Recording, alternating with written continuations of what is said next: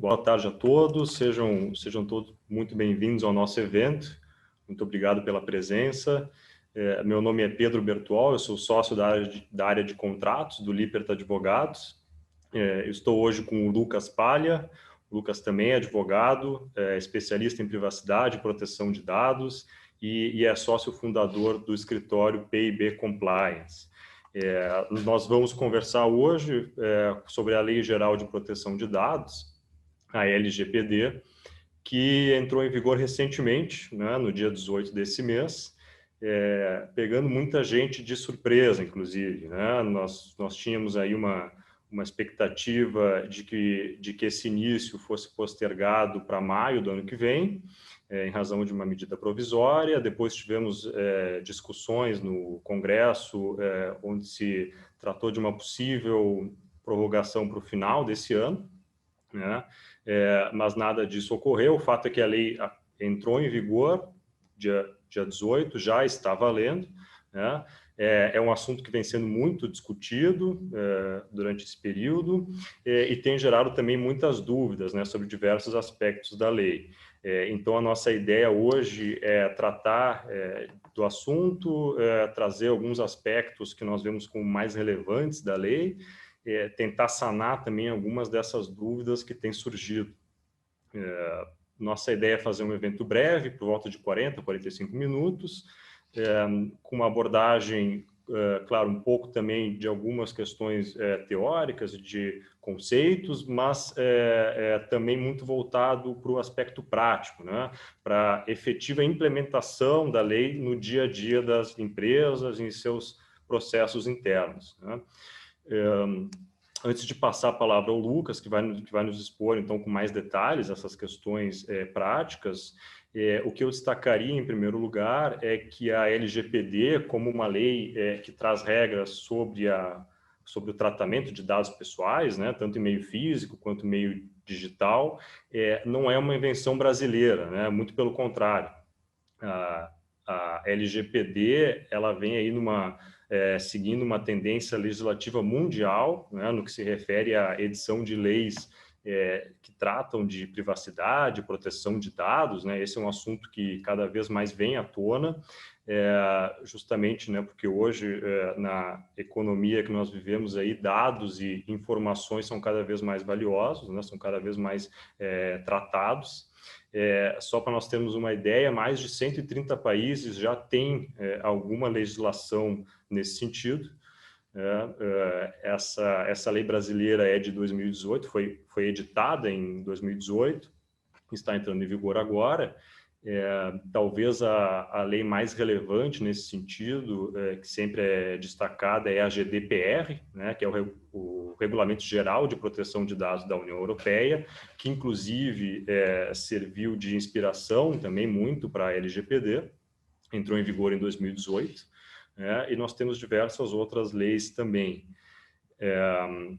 No que se refere à nossa LGPD, um aspecto muito importante que eu destacaria agora também, que muitas vezes não é bem compreendido, né, é a abrangência da lei, né, que é de fato muito grande, né? Ela se aplica a todas as pessoas naturais ou jurídicas que realizem qualquer operação de tratamento de dados no território nacional ou então que realizem esse tratamento para oferecer bens ou serviços aqui no território nacional. Para se ter uma ideia do que isso significa, né, o conceito de tratamento é bastante amplo também, inclui qualquer operação realizada com os dados pessoais, pode ser a coleta, armazenamento, o acesso desses dados, transferência, né, de uma empresa a outra. Já dados pessoais, quando nós falamos, são todos aqueles dados que podem se vincular a uma pessoa natural, né, o nome, CPF, RG, endereço. E quando falamos em pessoa, e aqui também o leque é amplo, pode ser um empregado da empresa, um cliente, um prestador de serviço, fornecedor, né? O que se percebe, então, com esses conceitos é que a lei é bastante abrangente, né? E ela vai englobar, então, empresas de qualquer tamanho, de qualquer segmento, né? Não há nenhuma restrição prévia nesse sentido, basta que a empresa esteja realizando o tratamento de dados pessoais para ela estar automaticamente tão sujeita às regras da LGPD. Isso significa que ela vai se aplicar tanto a um banco, a uma grande seguradora, né, que possui informações sobre milhões de pessoas, mas também a um escritório pequeno de contabilidade, uma clínica médica, enfim, a qualquer empresa que realmente tenha tratamento de dados pessoais, né?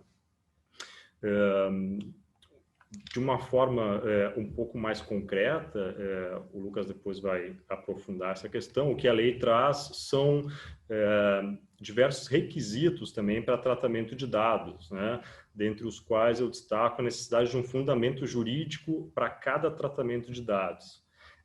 Agora que a lei entrou em vigor, vai ser necessário ter uma justificativa específica e concreta para cada dado que vier a ser tratado, né? O que são chamados de bases legais, né? Então, ou será necessário mostrar que existe um consentimento do titular para que aquele dado seja tratado, ou então que aquele dado ele é essencial para cumprir a lei, ou então para executar um contrato, né? E isso, na prática, gera uma verdadeira mudança de paradigma das empresas e das pessoas em geral em relação a dados pessoais, né? Vai ser necessário realmente se repensar a forma pela qual os dados pessoais são tratados, são processados dentro de uma organização, né? Isso assim passa também por realmente uma mudança de cultura, né? Quando se olha para dados pessoais. E estar adequado à LGPD realmente é de uma relevância muito grande, né? Por diversos motivos, dentre os quais também há sanções, né, a que as empresas que descumprirem a lei vão estar sujeitas, né? Então, não apenas a responsabilidade em reparar os danos que forem causados, mas também a lei traz diversas sanções administrativas, né, que vão desde advertência até multas que podem chegar a 50 milhões de reais por infração, né? Ou seja, os riscos e as penalidades são bastante altos. É verdade que essas sanções administrativas foram postergadas para o ano que vem, para agosto do ano que vem, né? Mas isso não significa que as empresas que descumprirem a lei agora, antes disso, já não poderão ser penalizadas de outras formas, né? Como nós iremos tratar mais adiante. Bom, feitas essas primeiras considerações, eu passo a palavra então ao Lucas. Lembro também que quem quiser, por favor, fique à vontade para nos mandar questionamentos aqui pela ferramenta do QIA ou pelo chat e nós vamos respondendo. Lucas, boa tarde, muito obrigado por participar conosco desse evento. A palavra é sua. Opa, Pedro, obrigado. Boa tarde a todos. Eu fiquei muito feliz com o convite da Lippert, nossa parceira aí na região. Fiquei realmente feliz mesmo e acho que temos um número importante de participantes hoje, querendo um pouco mais de praticidade para a lei, né, Pedro? Pedro muito bem colocou pontos relevantes da parte teórica da lei, que sem a parte teórica é impossível a gente chegar na parte prática. E eu acho que é importante a gente também apresentar o que a gente tem visto muito, né, Pedro? O pessoal falando de parte de teoria, que é relevante, o que é o dado pessoal, a gente vai abordar isso um pouquinho. Temos que entender o que é o dado pessoal, temos que entender o que de fato a lei pede para que a gente faça. Mas a gente quer abordar uma coisa diferente, eu acho que não tem sido abordada no mercado, que é aplicação prática, aplicação do que eu tenho que fazer mesmo, né? Lucas, Pedro, o que eu faço agora que a lei entrou em vigor? Porque muita gente às vezes está perdida mas eu tenho que mexer no meu site, ou eu mexo interno, ou eu tenho que nomear alguém, né? Eu tenho que nomear uma pessoa. O que eu faço de fato hoje para poder estar em conformidade, estar em compliance, né? Estar dentro da Lei Geral de Proteção de Dados? Eu preparei uma apresentação para vocês. Eu gostaria de ressaltar um ponto muito importante que o Pedro colocou aqui. Pessoal, vamos usar o bate-papo, fiquem à vontade, é bem legal a ferramenta para tirar dúvida, aproveitem, né? Porque a gente tem muita dúvida aqui, assim, Lucas, eu posso fazer tal coisa? A gente tenta responder todas elas, fiquem realmente à vontade, tá? E eu queria até dar um boa tarde especial aqui para uma pessoa, que é a Elisa, que está aqui com a gente. A Elisa, ela é a DPO, ela é uma cliente minha já. A Elisa é a DPO da CGT Eletrosul. né? Ela estava compartilhando a tela, Pedro? Desculpa. Não estava, né? Deixa eu ver Não, de não, novo. fica à vontade. Agora tá ou não? Agora sim, agora sim. Tá bom. Uhum. Bacana. Eu queria então dar essa boa tarde para a Elisa. A Elisa, ela é a DPO do braço da Eletrobras na Eletrosul, que é a divisão de Santa Catarina. Já é uma cliente nossa, então obrigado, Elisa, por participar e os demais presentes aí também estou à disposição. Eu queria me apresentar formalmente, tá? Eu sou o Lucas Palha, sou sócio da PIB Compliance. Eu sou advogado por formação, eu sou pós-graduado em Compliance pela Fundação Getúlio Vargas, onde eu conheci meus sócios, Renato, que é gaúcho, né, o Renato Kroenig, e o Bruno Ferola ex-Price, ex-PwC. E eu também tenho alguns títulos de especialização em privacidade e proteção de dados, que eu acho que é relevante também colocar que privacidade é uma bola maior, né? E a proteção de dados é dentro dela, porque existem setores já muito segmentados dentro do âmbito de privacidade. Mas a LGPD é para todo mundo. Todas as empresas precisam se adequar à LGPD. Esse é um ponto muito relevante. E eu tenho título de especialização em proteção de dados e privacidade pelo INSPER e pelo Data Privacy Brasil, além de ter projetos, né, que chama PMO, que é líder de projetos em governança de projetos de privacidade, também pelo Data Privacy Brasil. Eu também sou pós-graduado também em compliance na saúde pelo Colégio Brasileiro Executivo da Saúde. Sou hoje em dia professor de 4 universidades e a gente tem bastante aula aí para dar, né? Eu fico bastante feliz de dar aula, é uma coisa que me traz bastante retorno pessoal. Então fiquem à vontade de fato para que a gente possa ter uma divisão legal de dúvidas e perguntas. Pedro, eu não consigo ver as perguntas, tá? Se eventualmente surgir algum questionamento por conta do compartilhamento da tela, por favor, me dá uma chamada aí que eu respondo na hora, se for possível, tá bom? Combinado. Colocando aqui um pouco mais, pessoal, o escopo de aplicação, eu acho que é importante a gente colocar o seguinte. A gente tem trabalhado aqui no escritório, na PIB Compliance, que a gente é de São Paulo, a gente trabalha bastante já em projetos entregues e em projetos em andamento. Isso eu acho que é um diferencial que a gente tem hoje para sair desse dia a dia da teoria. Nós já entregamos projetos, né? Eu entreguei já 100%, por exemplo, do projeto da Federação Paulista de Futebol. Nós começamos no ano passado, fizemos toda a adequação que nós vamos colocar aqui, etapa a etapa de prático foi feito. Hoje em dia fizemos parte do Comitê da Privacidade da Federação Paulista de Futebol e hoje em dia somos o DPO. Isso é uma coisa muito legal. Você pode terceirizar, pode ser uma pessoa jurídica o seu DPO. Então a gente participou do início ao fim do projeto da Federação Paulista de Futebol, que tem algumas peculiaridades curiosas que eu queria trazer para vocês também. Por exemplo, curiosamente, nós temos os dados ainda do Pelé na Federação Paulista de Futebol. Afinal de contas, ele fez a carreira dele inteira no Santos. E a gente tem ali documentos físicos que também entram na lei, né, Pedro? Esse é um tema muito relevante que muita gente esquece, né? Que é o documento físico. Nós precisamos também ajustar alguns controles de documentação física. E a Federação Paulista, por exemplo, tinha um arquivo grande, era um prédio, para vocês imaginarem, que tinham todas as súmulas, por exemplo, desde a década de 60 de futebol. Você imagina toda a transformação eletrônica disso que foi o projeto.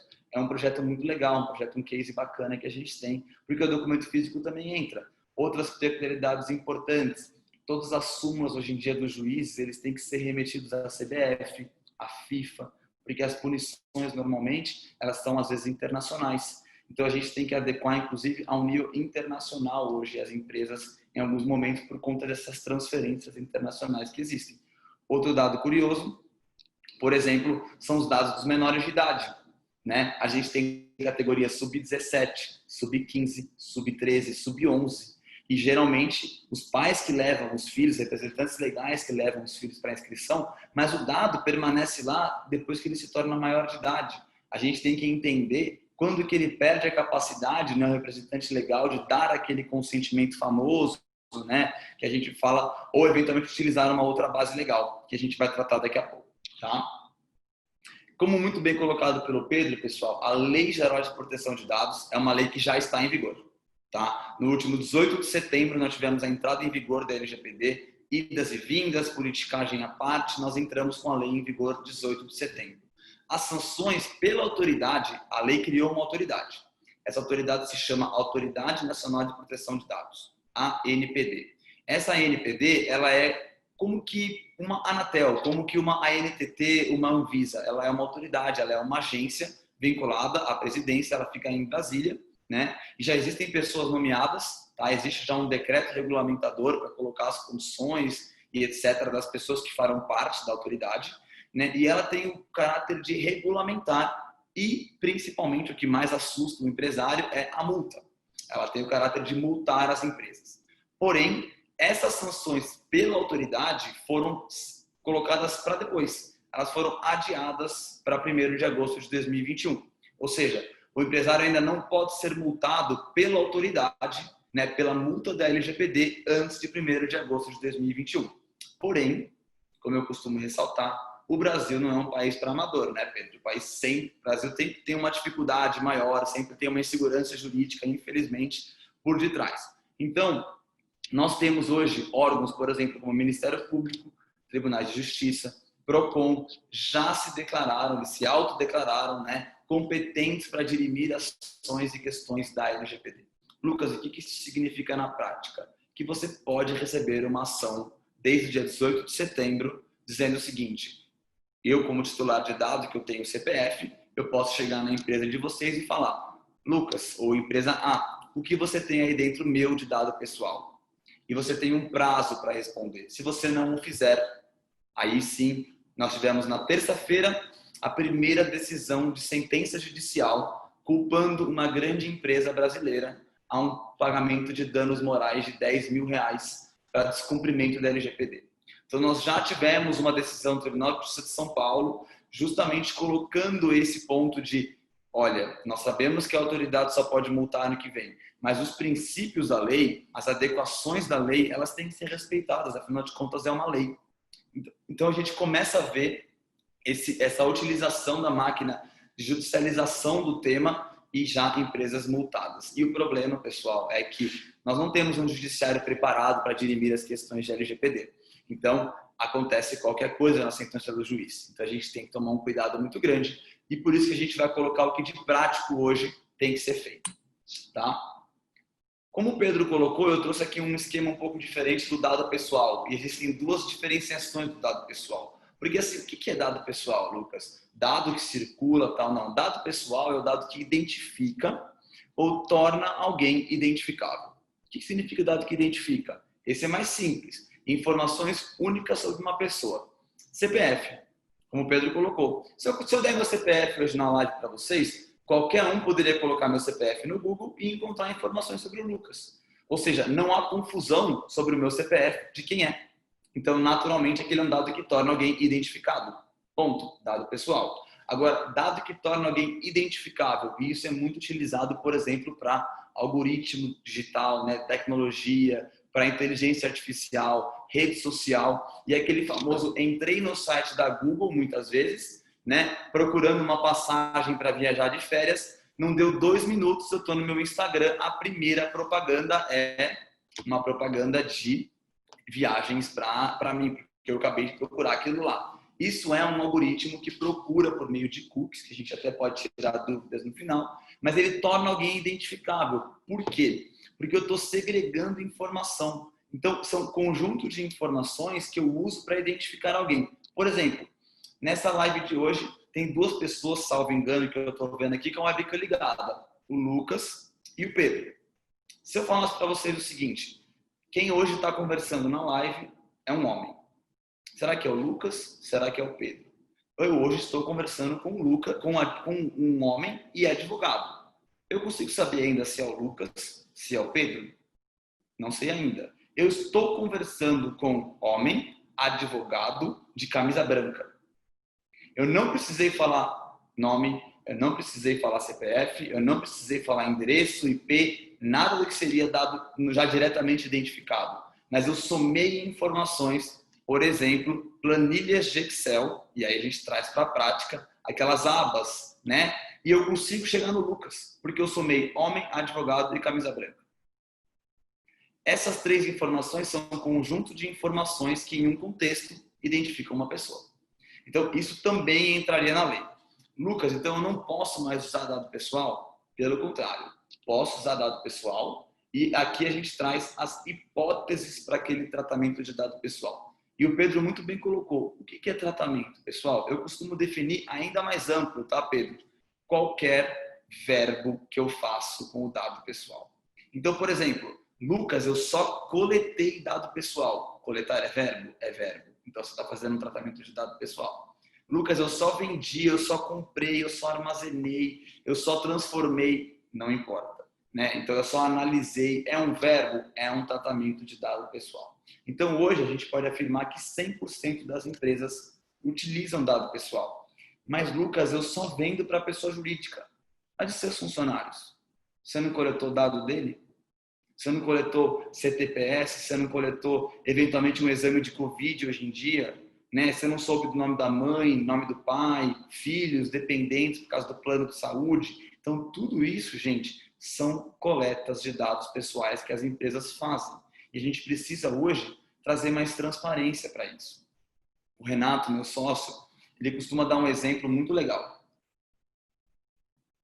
Ele fala o seguinte: Lucas, dá esse exemplo que você vai mostrar para o pessoal o que a lei quer traduzir.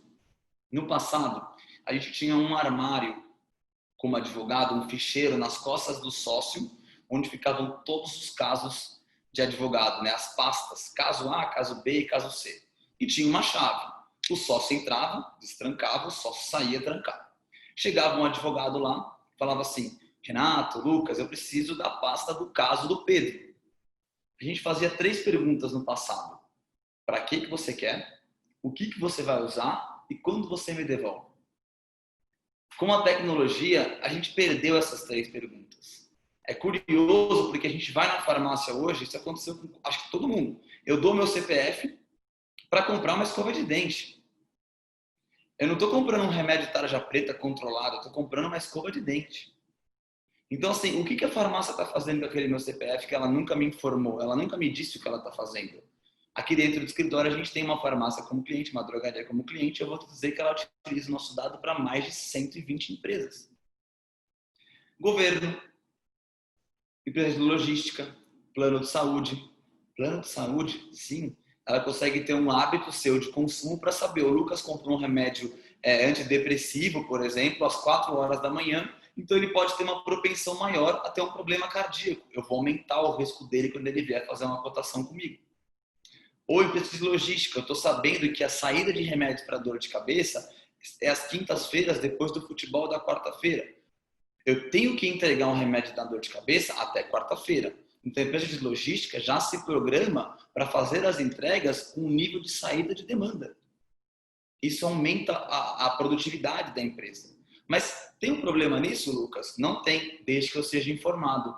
Ou desde que eu utilize, por exemplo, uma hipótese para tratamento de base legal. Ou seja, eu costumo também dizer que é uma desculpa, é uma justificativa para continuar tratando o dado. Mas eu preciso fazer isso. De que forma? Então, por exemplo, a partir da entrada da lei em vigor agora, vocês vão começar a ver em farmácia alguns tablets, trazendo, por exemplo, no caixa, né, política de privacidade das empresas, dizendo o seguinte: Lucas, estou coletando seu CPF para a finalidade de preencher um cadastro para te dar desconto. Você está ok com isso? Eu vou falar, estou ok com isso. O que eu estou utilizando, pessoal? Base legal de consentimento. Porque em algum momento eu falei, eu consinto com essa coleta de dados. Só que vamos supor que ele pega essa informação, porque eu consenti, e vende para o governo. Ele pode? Ele não pode. Por quê? Porque ele mudou a finalidade daquele dado. Então, eu coletei o dado dizendo que eu ia te dar desconto, certo? E eu estou mudando a finalidade dele, que é o caso dessa empresa que foi multada em São Paulo na terça-feira. Ela coleta o dado de uma pessoa que foi comprar um apartamento e ela depois vende esse dado para a empresa, por exemplo, de crédito de banco para poder ofertar um crédito para pagar o apartamento. Eu fui informado no momento da compra do apartamento que isso aconteceria? Não fui. Então, o que a lei quer trazer é que a gente faça um mapeamento dessas atividades para enquadrar, por exemplo, nessas hipóteses de tratamento de dado. Então, eu vou passar aqui para vocês, ó, e a gente vou até colocar, por exemplo, um agente de tratamento, mas eu quero chegar agora aqui, ó. Implementação das etapas. Depois eu volto para a gente falar um pouquinho da base legal e agente de tratamento. Mas, por exemplo, quando a gente fala em definição de equipe e prazos, eu preciso entender quem na empresa vai trabalhar comigo. Então, eu sou uma consultoria especializada no tema, eu só faço isso dentro do escritório, né? Eu não tenho processo judicial, eu só trabalho com privacidade e compliance aqui dentro. Então, eu preciso mostrar para vocês que a gente vai fazer um projeto. Como é que a gente faz esse projeto? Eu defino uma equipe. Defino uma equipe que vai me ajudar com documentação e agendar as entrevistas. Por que entrevista, Lucas? Porque eu preciso desenhar o fluxo da informação dentro da empresa. O que significa isso, Lucas? Me traduz. Ó, vamos supor que eu estou tendo um e-commerce e eu tenho ali um cadastro no meu site dizendo área de login do cliente. Eu tive que fazer um cadastro que me pediu nome completo, endereço, e-mail e CPF. Essas 4 informações são dados pessoais. Então, quando eu vou fazer uma entrevista, quando eu vou coletar as informações para mapear o dado, para fazer o raio-x do dado da empresa, eu vou dizer o seguinte: numa atividade de e-commerce, na hora do cadastramento do cliente, daquele cadastro do cliente, certo? Eu coletei 4 dados pessoais.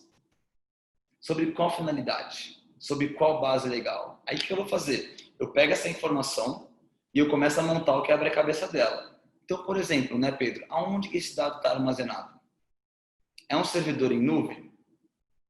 É uma planilha de Excel? É um servidor físico? Eventualmente é um CRM, um SAP?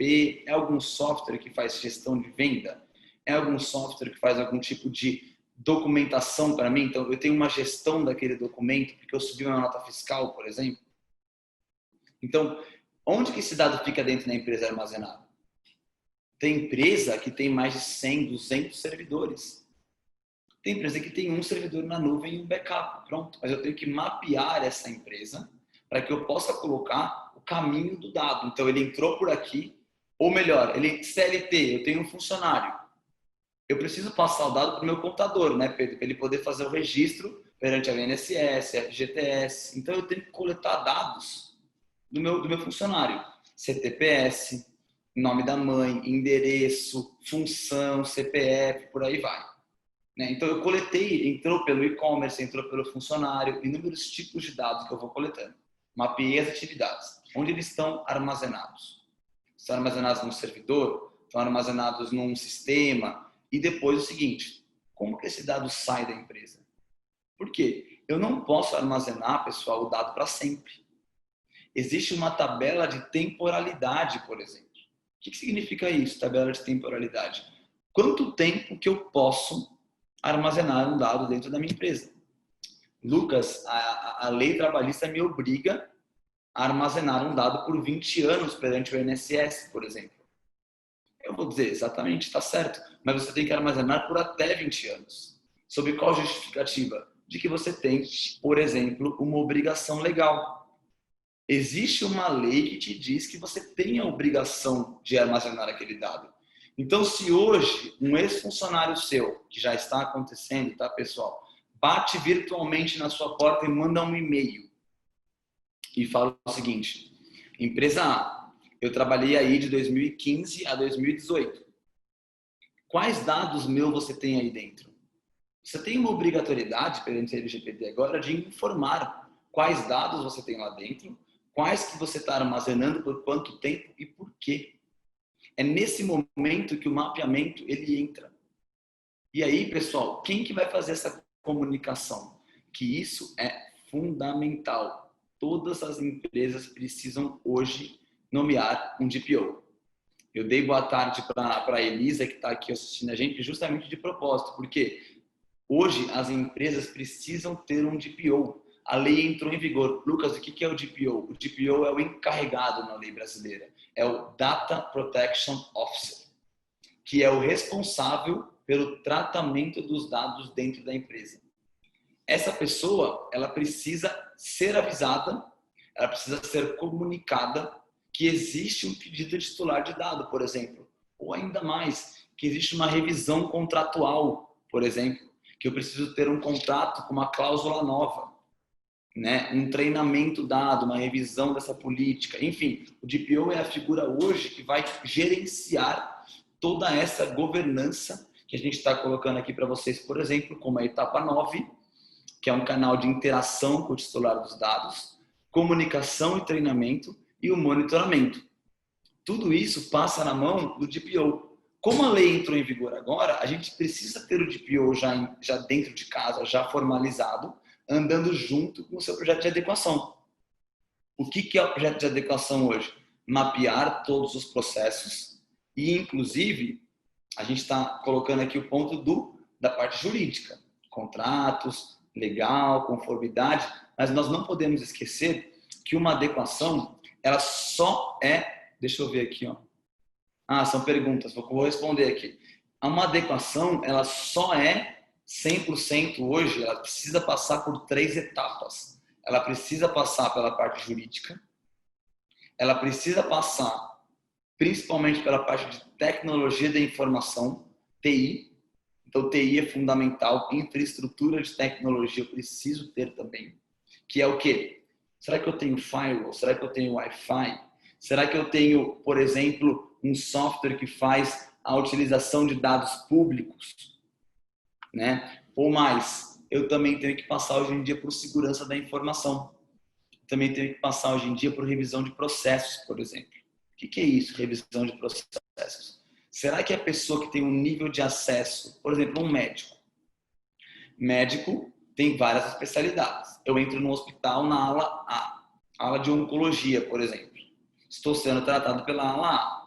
Entra um médico na ala B, que não tem nada a ver com o meu tratamento, acessa o servidor local do hospital e consegue ver o prontuário do Lucas. Isso hoje, perante a LGPD, não pode acontecer. Por quê? Porque isso significaria um nível de acesso a mais do que eu te dei dentro da empresa. Quer colocar alguma coisa, Pedro? Isso, aqui tu estás falando nessa questão como o projeto de adaptar é multidisciplinar, né? Muitas questões, claro, são jurídicas, né? Revisões de contratos, enfim, mas temos mais do que isso, né? E aí tu falaste em TI, né? Nós temos aqui uma pergunta, né? Que eu acho que se relaciona a isso, né? Quando a empresa contrata esse serviço, então, para se adequar à LGPD, ela precisa contratar um software extra? Por exemplo, trabalha já com SAP, com ERP, essa parte de TI seria um software extra ou envolve mais do que isso? Né? O que significa a parte de TI dentro de um projeto que visa adequar a lei? Ótima pergunta e, Pedro, é bem relevante isso. Pessoal, muita gente vende a adequação da LGPD por software, né? Não dá para a gente fazer a adequação por software. O software pode muitas vezes auxiliar. O software muitas vezes pode ser o meio pelo qual eu entrego o resultado. Mas a gente precisa ter um suor e sangue. Eu preciso ter uma entrevista física olhando as pessoas. Eu preciso saber entrevistar as pessoas da área, fazer palestras de conscientização para falar o seguinte, gente, dado pessoal é isso. Né? Você quando abre um e-mail está tratando o dado pessoal. O software não consegue identificar esse tipo de coisa. Então, a gente precisa sim passar por entrevistas, a gente precisa sim passar pelo dia a dia da empresa, quase que sentar na cadeira do operador ali, daquele funcionário, daquele empregado, daquele sócio, daquele diretor e falar o que você faz, né? Qual é o teu trabalho ali? Eu pego e eu assino o contrato. Opa, parei. Macro tratamento de dados. E aqui na tela eu coloquei muito bem isso. Olha, Pedro, atividade de tratamento significa o quê? Eu estou identificando cenários de processos. Então, assim, assinatura de contrato, ou, por exemplo, estou fazendo uma investigação interna, ou contratei um funcionário. Atividade de tratamento, contratar o funcionário. Dados pessoais utilizados, CPF, endereço, nome da mãe, CTPS. Motivo, contratação de funcionário via CLT. Dado, origem do dado pessoal. Ele entrou porque a pessoa preencheu um formulário porque ela precisava entrar numa vaga. O meu contador solicitou. Base legal, obrigação legal. Artigo 7º da LGPD, inciso 2º. Diz o seguinte, há uma obrigação legal perante a CLT para que eu colete aqueles dados. Dado pessoal é transferido a terceiros? Sim. Governo, porque eu estou gerando uma guia de FGTS, INSS. Contador, plano de saúde, vale alimentação. Essas empresas, por exemplo, têm que ser auditadas, tem que ter cláusula contratual com elas para garantir o dado que eu forneci a elas seja respeitado. Senão, porque se vazar na cadeia, quem é o responsável, Pedro? A gente. eu que coletei o dado. Então eu preciso saber se a empresa que eu passei o dado, ela está em compliance, ela está se adequando ao LGPD. O local de armazenamento, armazenei na nuvem, com o meu contador, no planilha de Excel, por exemplo, e a gente colocou, e o período de retenção. Por exemplo, né, o que a gente está fazendo para armazenar. Então, 2 anos para ação judicial, ponto eletrônico, 5 anos para FGTS, 10 anos para tal ação, e a gente vai aí mudando o período de retenção. Eu vou trazer um caso prático também. A gente hoje em dia, DPO da Sulgás, que é uma empresa aí da região de vocês, né, Pedro? Que é um braço da Petrobras aí na região. E nós somos contratados como consultoria da Sulgás. Fizemos parte do comitê e hoje em dia somos DPO da Sulgás. Todo o projeto deles visem, por exemplo, auditar os contratos do terceiro também. Por quê? Só de escritório de advocacia, a Sulgás tem mais ou menos 35. Existem 10 que não são nem no Brasil. Então, o dado pessoal é transferido. Imagina uma reclamação trabalhista. Estou sendo demandado de uma reclamação trabalhista. Certo? Agora, eu preciso responder ela. Eu mando para o escritório terceiro meu que está respondendo a ação. Esse compartilhamento de dados tem que ser auditado também. Tá? Tem mais uma pergunta, eu acho, né, Pedro? Isso. Antes disso, tu chegaste aqui a mencionar diversas formas, enfim, pelas quais os dados entram numa empresa, né? Um fluxo de dados, digamos assim.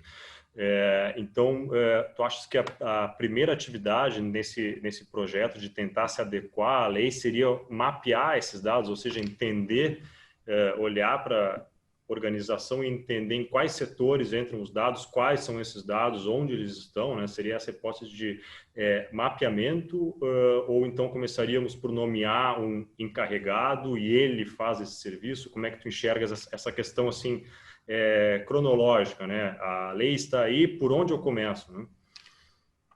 Pedro, se isso fosse há um mês atrás, eu responderia sem sombra de dúvida mapeamento de dados. Hoje, eu devo dizer que tem que entrar em paralelo. Eu preciso fazer as duas coisas ao mesmo tempo. Por quê? Eu preciso ter o DPO nomeado. Não tem como, a lei está aí. Então, os pedidos de celular no dado estão acontecendo, as multas estão acontecendo. Então, eu preciso ter alguém para centralizar o ponto focal de eventuais pedidos. Mas, ao mesmo tempo, quando chega um pedido, eu preciso ter subsídio, eu preciso ter informação para responder. E eu só consigo ter resposta e informação para responder se eu fizer um mapeamento. Então, eu preciso entender hoje esses dois cenários. Quem vai agir na estrutura de DPO e o que eu tenho dentro da minha empresa. Perfeito. Quanto a essa questão do DPO, que nós temos visto assim, de muitas dúvidas, essa pessoa ela pode ser alguém, ou ela deve ser alguém que está dentro de casa, digamos assim, um empregado já, alguém assim, ou pode ser terceirizado, né? E sendo alguém, deve ser alguém que faça só isso na empresa, ou ele pode ter essa função além daquelas que ele já exerce? Não sei, o que tu achas assim, em relação a esses modelos, né? Olha, eu até coloquei aqui o slide de DPO, né, para a gente acompanhar. Pode ser alguém dentro de casa? Pode. É recomendado? Depende. Por quê? A LGPD traz muito claro a questão de autonomia. Então, assim, não poderia ter uma pessoa, por exemplo, que falasse o seguinte: eu sou o DPO, eu vou oferecer isso para o meu diretor, falar o seguinte: essa atividade de dado, ou essa venda, esse produto, essa informação, ela gera um risco do ponto de vista de governança de dados. Ou seja, estou expondo um dado, estou utilizando uma finalidade diferente, mas é um produto que vai me gerar R$1 milhão de lucro.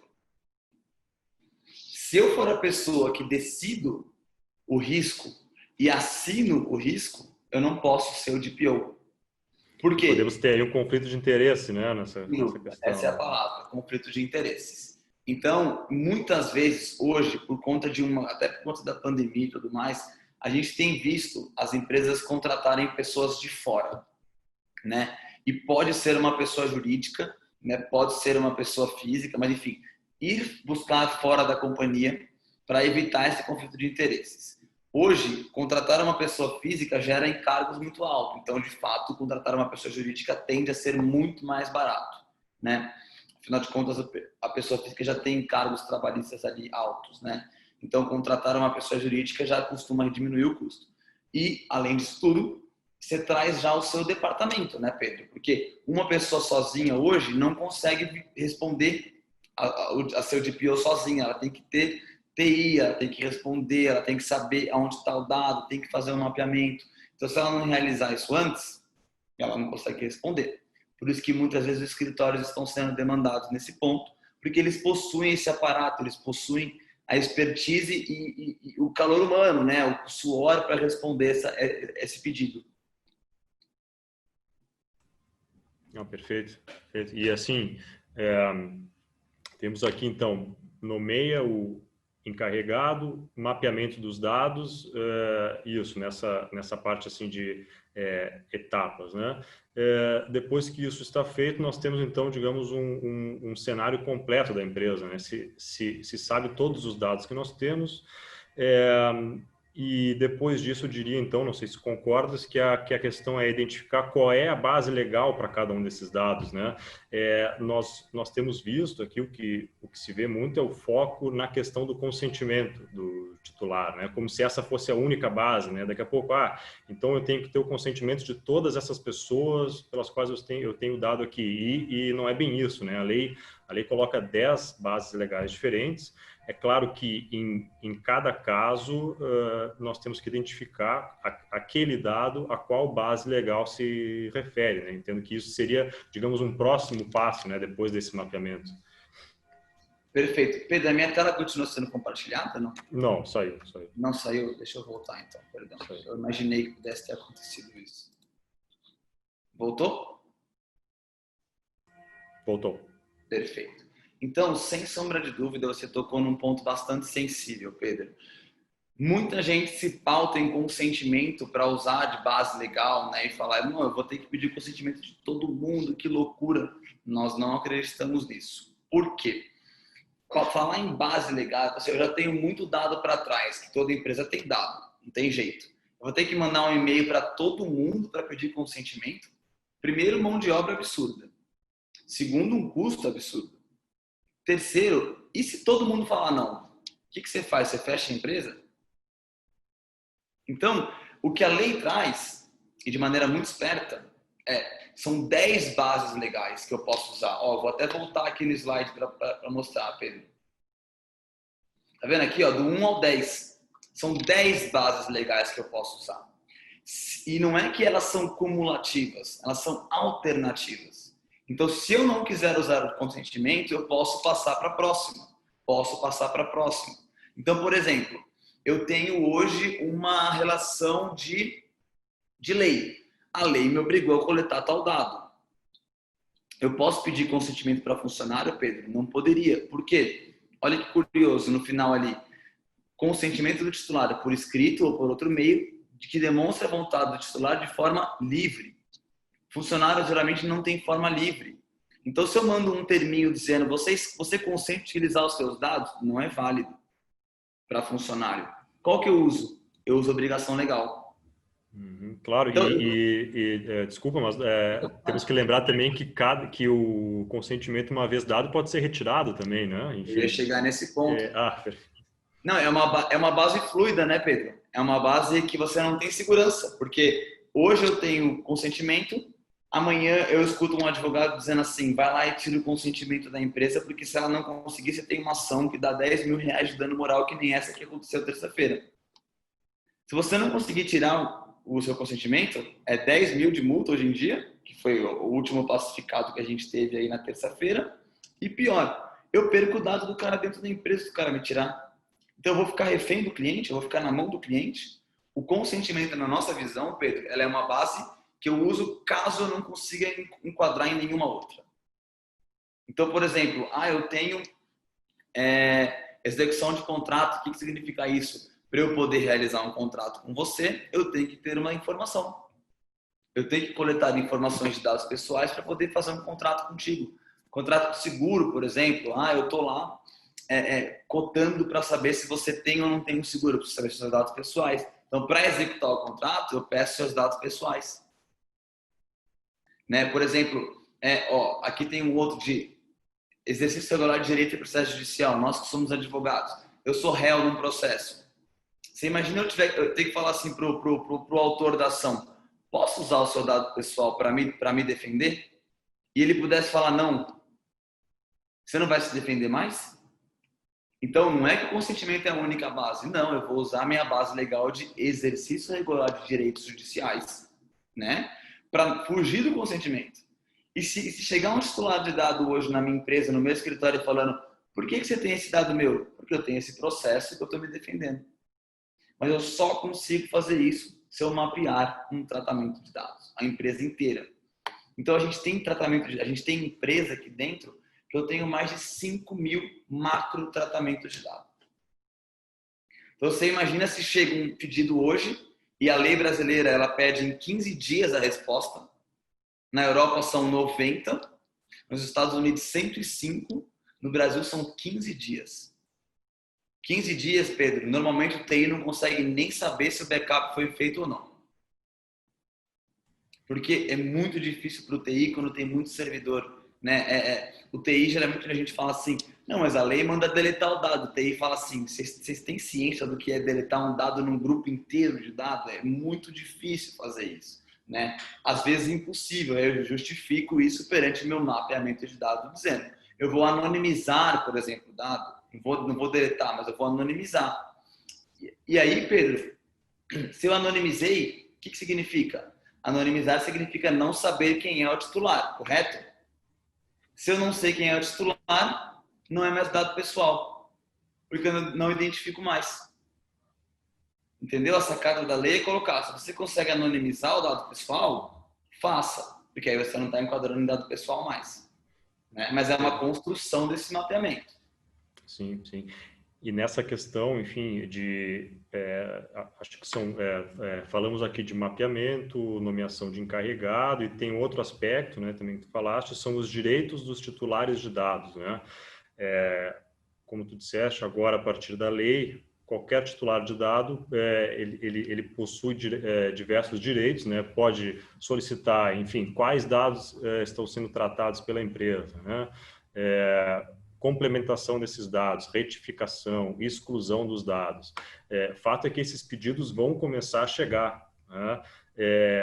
E aí acho que essa parte de mapeamento, se bem feita, é que vai auxiliar realmente a saber, opa, o dado dele está no setor X, Y, Z, enfim, e poder em 15 dias, né, como tu disseste, que é um tempo muito curto, poder responder isso, né? Então, essa é outra, digamos, outra parte da lei que também tem que ser olhada, né? Que é o relacionamento da empresa com o titular dos dados. E aí também entra, muito importante, a figura do encarregado, que vai ser, digamos assim, a interface, né, da empresa com esses titulares, né? Pedro, os direitos titulares é uma das maiores dificuldades hoje de adequação, né? A adequação LGPD não é um bicho de 7 cabeças, só que a gente tem que ter atenção, né? E esse é um ponto de atenção. Por quê? Eu vou te dar um caso prático que aconteceu ano passado aqui no escritório. Eu fui adequar uma fintech, que é um banco digital. Quando o cara falou assim, Lucas, se o cara me falar, preciso deletar os dados, eu não posso deletar. Por quê? Vamos supor, Pedro, que eu estou numa investigação criminal, sonegação de lavagem de dinheiro. Aí eu vou no banco, falo assim, deleta os meus dados sob égide, sob alegação da LGPD, né? Vou responder aqui, Elisa. Então eu peço para o cara assim, olha, por favor, exclua os meus dados. O cara está sendo investigado por sonegação fiscal, lavagem de dinheiro. Vamos supor que eu delete os dados e dia seguinte bate a Polícia Federal na minha porta e fala, Lucas, me dá os dados desse cara que está sonegando imposto. Eu falo assim, eu não tenho mais, ele pediu para deletar.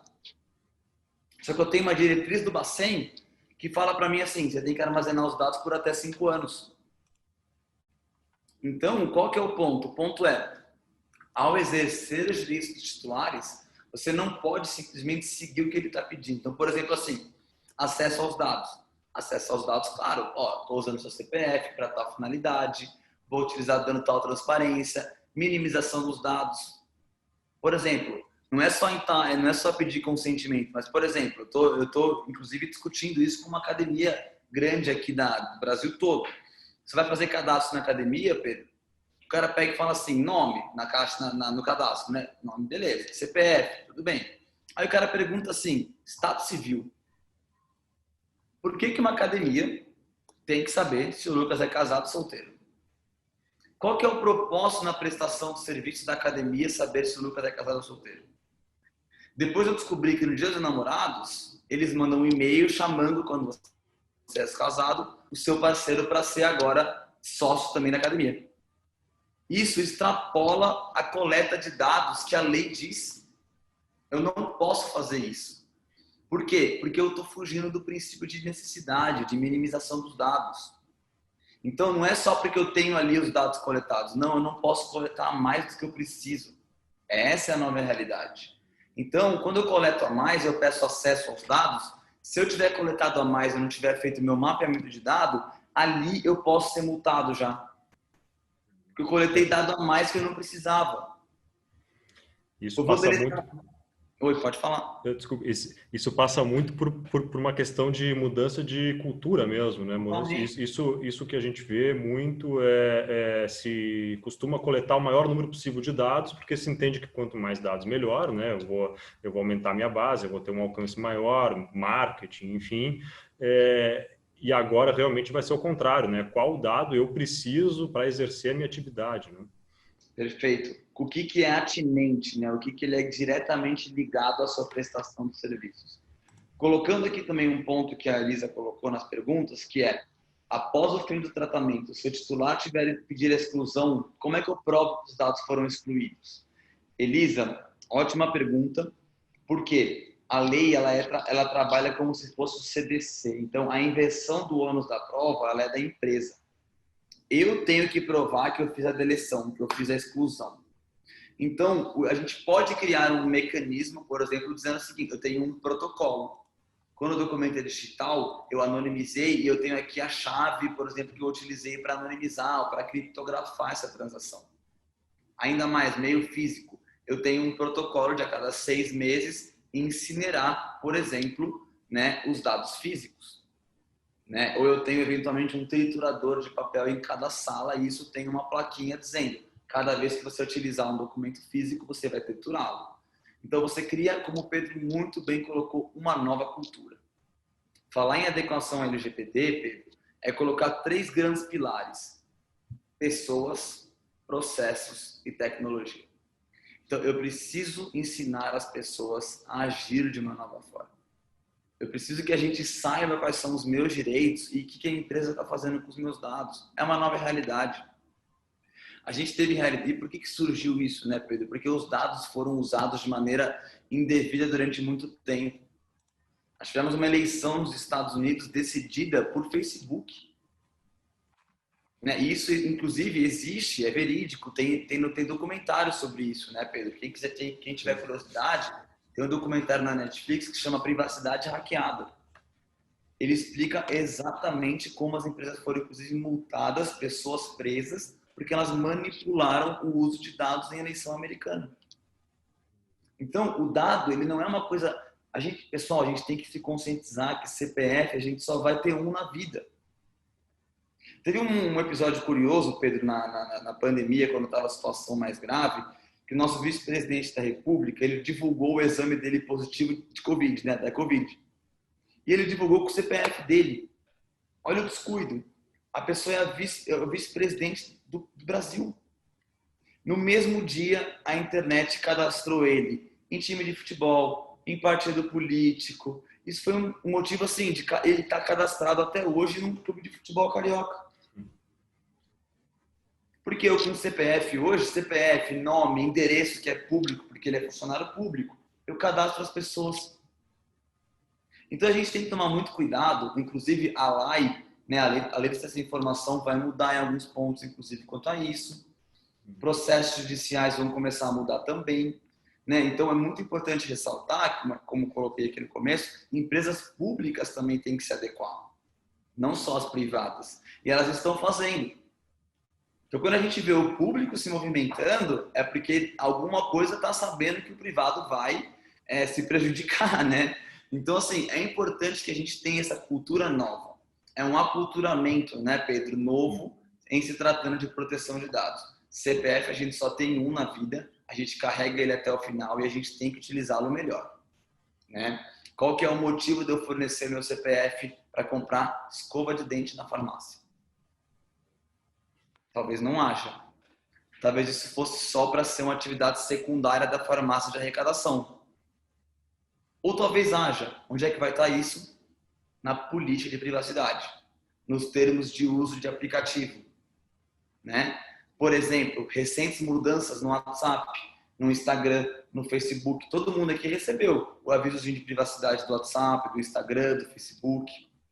Ainda mais, ano passado tivemos a mudança do Waze, que é aquele aplicativo de caminho, de mapa, né? Porque antes a gente só tinha duas opções de compartilhar sua localização, era sim ou não. Sabe o que eles descobriram? Que o sim significava o tempo inteiro ficar ligado. Então ele sabia o seu hábito de consumo de rede, independente de você estar usando o Waze ou não. Era uma coleta em excesso. A lei já mudou. Agora tem 3 opções, Pedro. É sim, não, quando em uso. O quando em uso é, claro, eu preciso da sua localidade para utilizar o serviço de GPS. Agora, depois que eu desliguei, eu não sou obrigado a ficar continuando sendo monitorado. Claro. Então, acho que isso é importante, já as mudanças reais da lei, né? Exatamente nessa linha, tu falaste em termos de uso, política de privacidade, né? Eu estou aqui vendo o teu slide de etapas, né? Tem uma etapa importante também que envolve essa questão documental, que também é muito jurídica, né? Que é não só esses documentos, mas também adequação de todos os contratos, né? Hoje em dia, enfim, até se tem muito cláusulas de confidencialidade, mas também é importante dizer que elas não são a mesma coisa do que as cláusulas de tratamento de dados, né?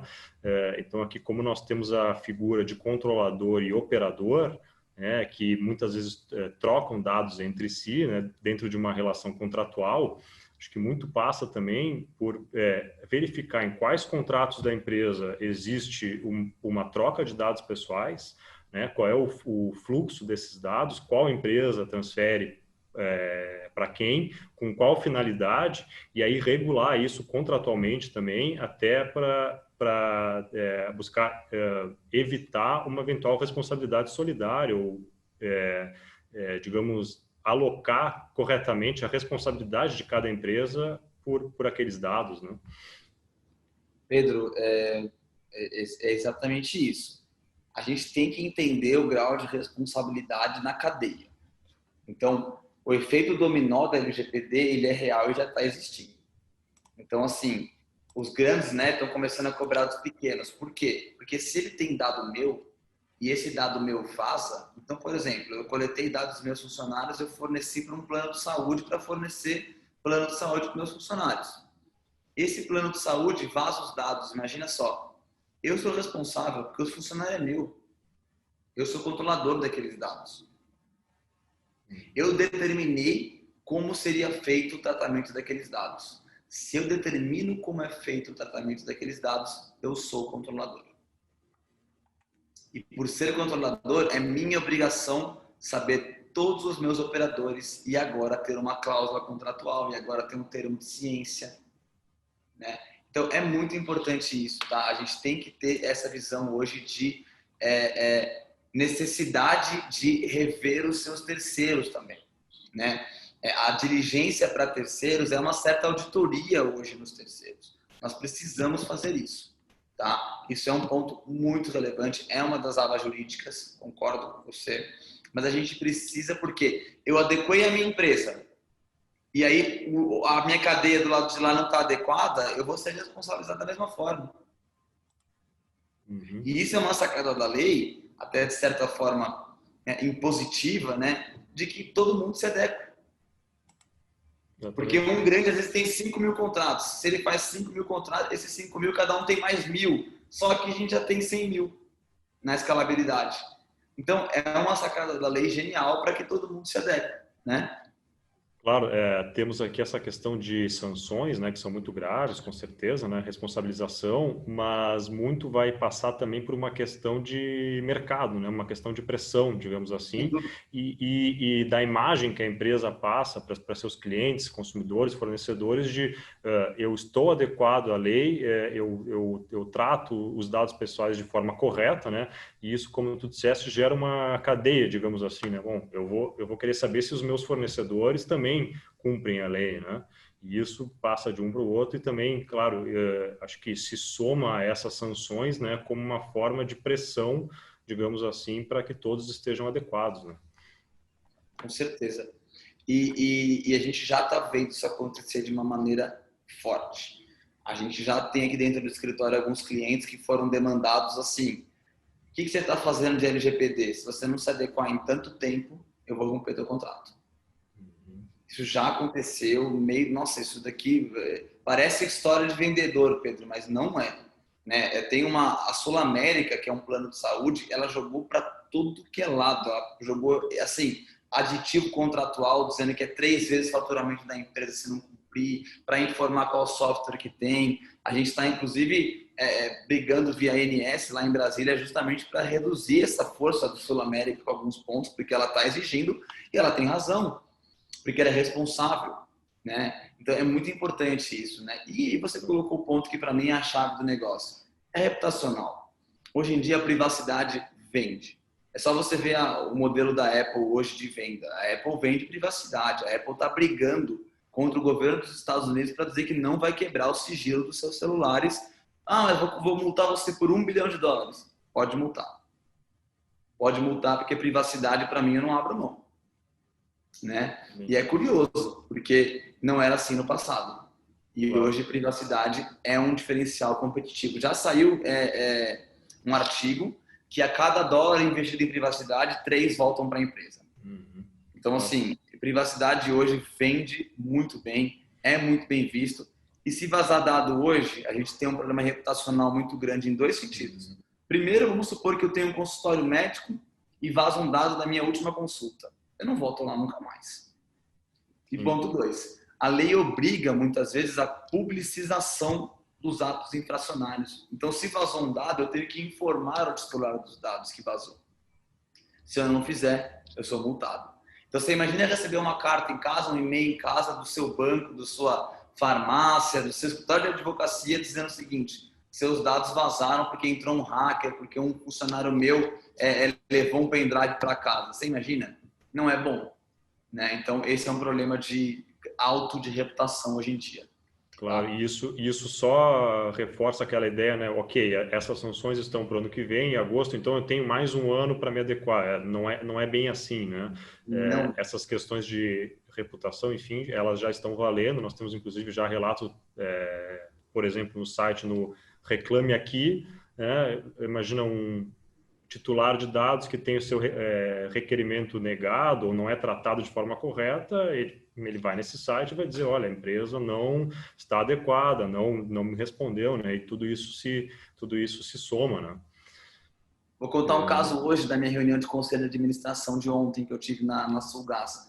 Um dos diretores lá chegou e falou assim para mim: Lucas, ontem me ligaram e eu fiquei muito feliz. Me ligaram daqueles call center para ofertar produto. E eu perguntei: ué, da onde que você tem meu dado se eu nunca passei?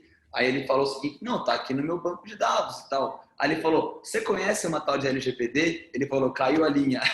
Aí ele falou: bom, já tá começando a surtir efeito. Então, assim, a gente vê o conhecimento do pessoal que isso aí, quem sabe, diminua ou acabe, né? Porque a gente acaba vendo que esse uso não é aprovado. E as empresas têm que acompanhar essa movimentação, né? Pedro, deixei meu e-mail aqui para quem tiver interesse na tela. Certo. Tem prejuízo, óbvio, de contato com a Lippert, que é a nossa parceira aí.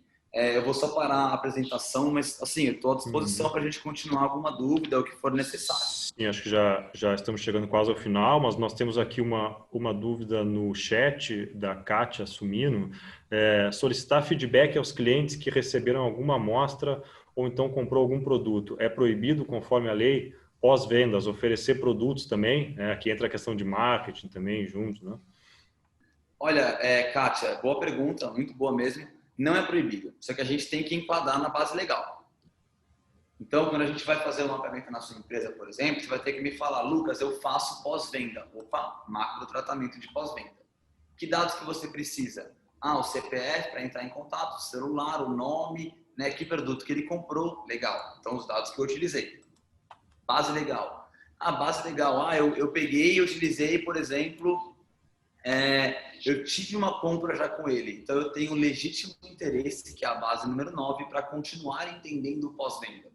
Só que aí, quando eu uso legítimo interesse, eu sou obrigado a ter uma coisa que se chama LIA, que é uma doutrina importada dos Estados Unidos, da Europa, que é o Legitimate Interest Assessment, que é um teste de legítimo interesse. Por quê? Lembra que eu disse que cada base legal tem a sua peculiaridade, Kátia? Essa é uma delas. Quando eu coloco o legítimo interesse, eu tenho que justificar. Por quê? O que é legítimo para mim não é legítimo para você. E o que é interesse para mim não é interesse para você. Então, é uma base ainda muito subjetiva, muito ampla. Então, quando eu uso, eu recomendo que se faça esse LIA, que é um relatório simples de 2 páginas dizendo por que você fez. Basicamente, dizendo que você fez um pós-venda e isso é importante para que você continue melhorando a sua experiência. Se o cliente, melhor dizendo, te bater na porta e perguntar por que você me ligou? Porque eu estou utilizando tal base legal sobre tal princípio, mas você avisou ele no momento da compra, dando transparência, finalidade, que você faria esse contato. Por quê? Melhorar a experiência do cliente. Então, é mais ou menos nessa linha de ir montando aquele quadrinho que eu coloquei, né? Para que a gente possa ter melhor a resposta na ponta da língua, porque não dá tempo de responder, a depender do fluxo de dados que você tem interno. Perfeito. Nós temos uma última pergunta, até acho que posso contextualizar também e fazer um resumo do que nós falamos aqui, né? Então, em termos de adaptação à lei, é um projeto, né? São meses de trabalho, claro que depende do tamanho de cada empresa, enfim. É um projeto multidisciplinar, que vai envolver invariavelmente o jurídico, TI, segurança de informação, enfim, toda a empresa, né? Mas a questão e aí eu venho para a pergunta que foi colocada, depois que contratei o serviço, o trabalho foi entregue, enfim, tenho todo o projeto, já mapeei os dados, tenho meu encarregado, já tenho uma base legal para cada dado que eu trato, quais os próximos passos? E aqui imagino, Lucas, eu diria que é uma questão perene, né? É uma questão que vai ficar na empresa de forma orgânica, uma vez que o projeto terminou uma fase só, porque a partir daí todos esses processos vão precisar continuar sendo feitos, treinamentos vão continuar, porque as pessoas entram, saem. O que tu achas? Uhum. Não, perfeito, Pedro. Eu não quis complementar, mas é exatamente isso. Um ponto muito relevante é, contratando o serviço da PIB, por exemplo, nós entramos, né, e a Elisa está aqui para não me deixar mentir, a gente entra nas 3 frentes. A gente entra tanto na parte jurídica, tanto na parte de TI, tanto na parte de segurança da informação.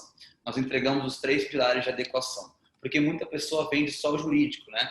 E a gente tem aqui dentro profissionais de ciência da computação, segurança da informação, TI, né? Porque não dá para te vender só o contrato, eu tenho que te vender a adequação completa. Então, quando você contrata a PIB, você não tem custo extra, é só contrata a PIB. E os próximos passos, como você muito colocou, é uma situação perene. Você precisa agora ter um departamento. Você precisa agora ter um monitoramento. A adequação à LGPD, Pedro, ela não é uma foto, é um filme, né? Ela é orgânica, ela tem que ser sempre alimentada, ela sempre tem que continuar. Por quê? Eu coleto novos dados, eu lanço novos produtos, a regulamentação pode mudar. Tecnologia, Pedro, é uma coisa que amanhã a gente pode ter uma tecnologia nova. Então, eu não posso parar de continuar utilizando novas tecnologias, mapeando novos produtos, entendendo como é funcionário. Amanhã eu demito 10 funcionários, entram mais 30 funcionários, treinar os novos funcionários. Ou os que eu deletei, retirar o acesso assim que ele sai da companhia. Né? Porque você imagina o cara de casa demitido, podendo utilizar o servidor da empresa? Complicado, pode ter uma má-fé aí envolvida, né? Acontece muito isso, infelizmente, mas acontece muito, né? Claro. Fui para concorrente, peguei o pendrive e levei o segredo industrial. Você até vai atrás dele depois para justificar, para poder ter uma ação de... Mas aí já está feito o problema, né? A reputação já foi embora, né? Então, é importante que seja um programa orgânico, um programa que tenha monitoramento. Senão você não consegue, inclusive, perante o artigo 50 da LGPD, você precisa ter um programa de governança. Senão você acaba não estando em conformidade com a lei. Se não tiver um programa de governança, nada da adequação foi... Assim, você só tirou uma foto, fez uma auditoria, mas você não tem a LGPD instalada. Claro, e temos que lembrar também que futuramente virá regulamentação pela agência, né? Enfim, tem muitas questões da lei ainda que estão um pouco abertas, né? Virá essa regulamentação que fatalmente vai fazer com que todo o plano, enfim, que partes do plano tenham que ser revistas, reavaliadas, enfim, né? Então, realmente é um trabalho de longo prazo. Com certeza. Nós já até passamos aqui do tempo que nós tínhamos proposto, não sei se acho que conseguimos, Lucas, passar assim pelos principais aspectos, né, em uma visão prática, né? Acho que o recado que fica é que a lei está em vigor, está valendo, já é necessário agora estar adequado à lei, né? E o quanto antes melhor, porque é um projeto realmente longo, né, que vai envolver toda a empresa. Esse é um bom ponto, Pedro. É um projeto, a gente não falou sobre um pouco disso, né? A gente colocou ali, mas um projeto ele costuma ter no mínimo 6 a 8 meses e tende a ficar muito próximo de um ano.